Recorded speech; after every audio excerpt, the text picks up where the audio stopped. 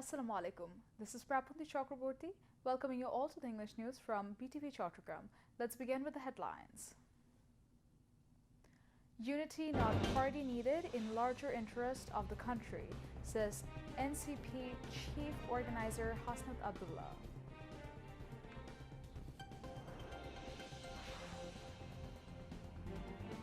No foreign nation but country's people have power to rebuild it, says BNP Secretary General Mirza Fakhrul Islam Alamgir.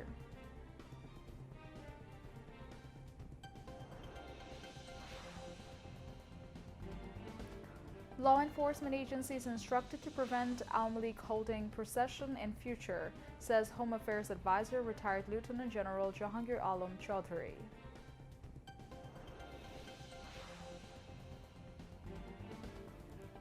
Jail terms and fine to be imposed if garbage dumped in front of houses or shops other than specified places, warned City Mayor Dr. Shahadat Hussain.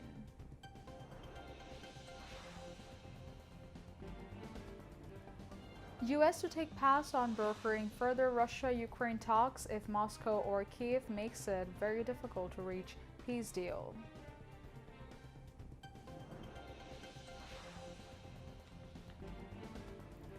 And Bangladesh faced 7-wicket defeat to Pakistan in last match of the ICC Women's World Cup qualifier in Lahore.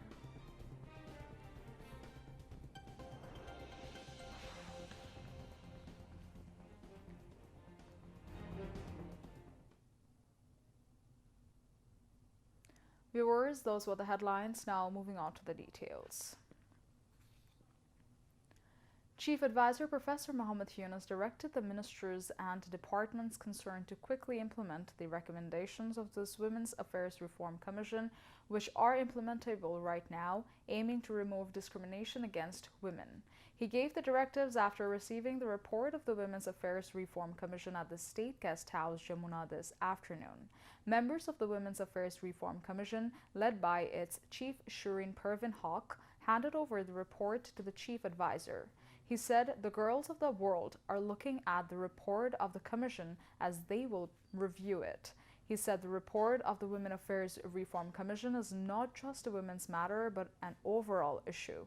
Speaking on the occasion, Commission Chief Shireen Pervin Haq said, Commission has given 15 reform proposals. Other members of the Commission are Mahin Sultan, Senior Fellow, BRAC Institute of Governance and Development, Advocate Kamrul Nahar, Kalpana Akhtar, President, Bangladesh Government and Garment and Industrial Workers Federation, Dr. Halida Hanum Akhtar, Women's Health Expert Sumaya Islam, Executive Director Bangladesh Nari Shramik Kendo, Nirupa Dewan, former member, National Human Rights Commission, Firdausi Sultana, former Senior Social Development Advisor, Asian Development Bank, and Nashta Zaman Niha, a student representative, were present on the occasion.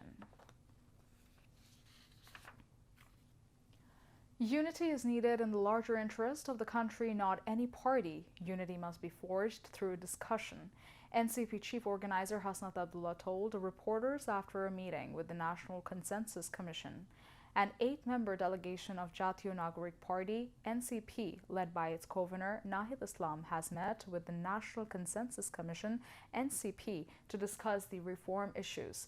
The meeting began at the office of the National Consensus Commission at LD Hall of the Parliament House in the morning. Vice Chairman of the Consensus Commission, Dr. Ali Riaz, and Governor of NCP, Nahid Islam, gave introductory speeches at the beginning of the meeting.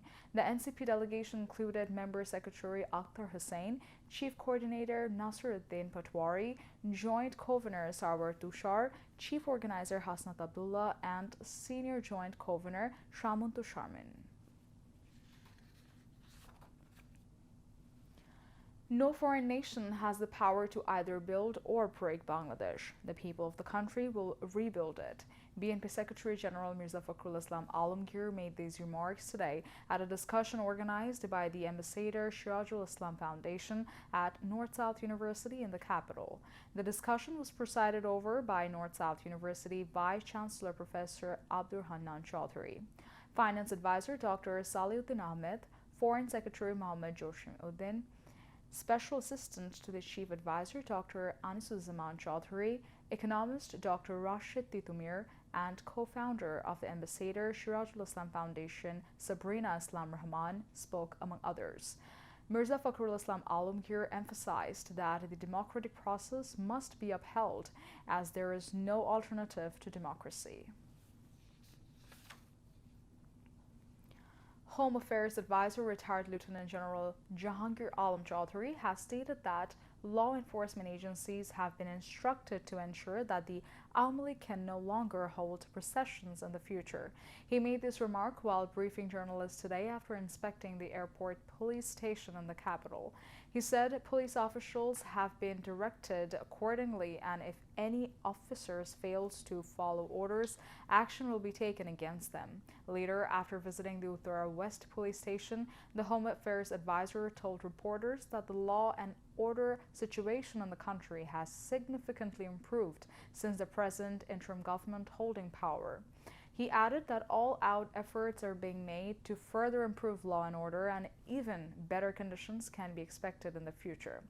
Following that, the advisor also visited Durag and Uttara East police stations.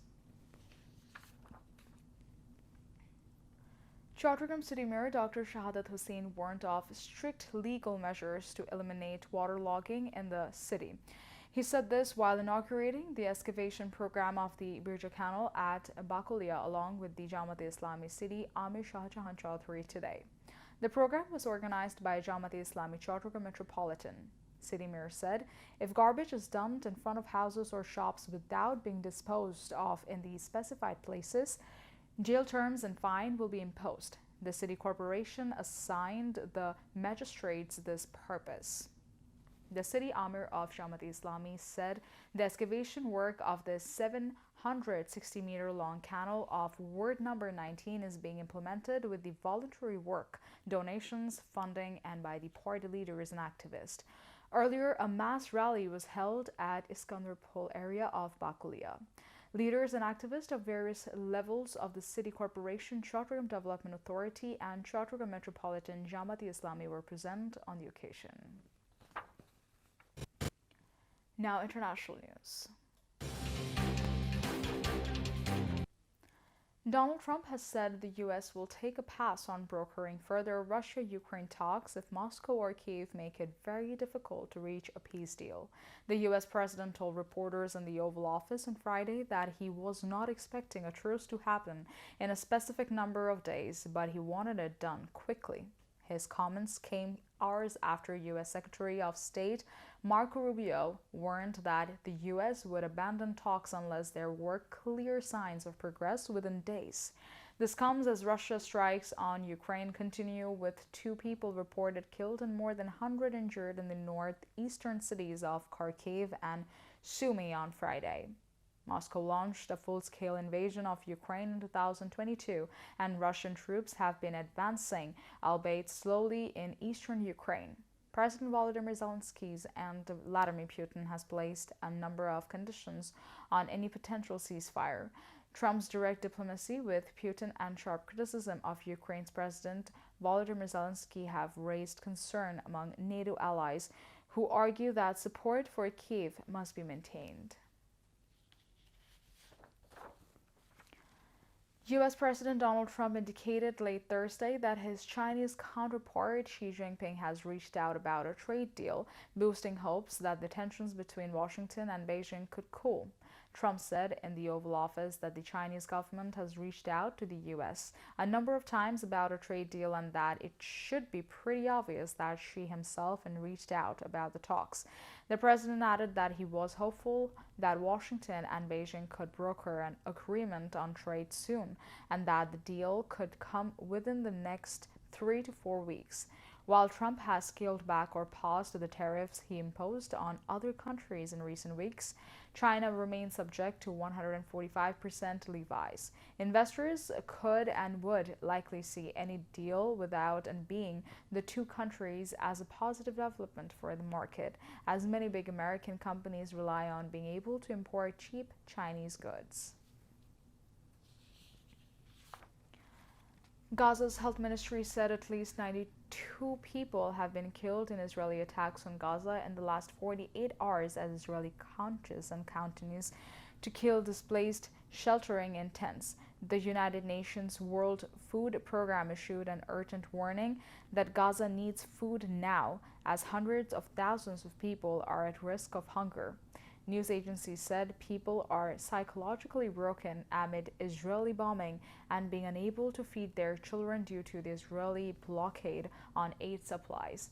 Gaza's health ministry said at least 51,065 Palestinians have been confirmed dead and 116,505 wounded in Israel's war on Gaza since it began 18 months ago.